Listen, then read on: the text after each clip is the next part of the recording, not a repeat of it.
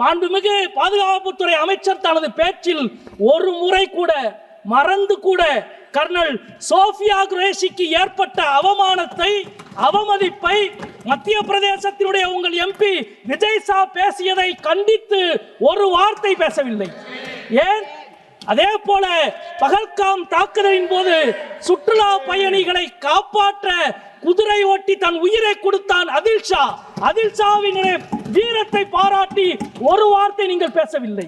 அது மட்டுமல்ல, ஒரு அதில் ஷா அல்ல, தீவிரவாதத்துக்கு எதிராக நூற்றுக்கணக்கான அதில் ஷாக்கள், ஆயிரக்கணக்கான அதில் ஷாக்கள் இருக்கிறார்கள் என்று உணர்த்தியது காஷ்மீர் மக்கள்.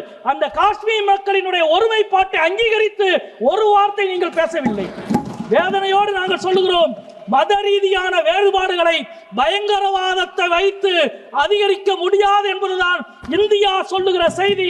அதுதான் இந்தியா. அந்த இந்தியாவை உங்களால் ஒருபோதும் பிளக்கவோ வெறுக்கவோ முடியாது.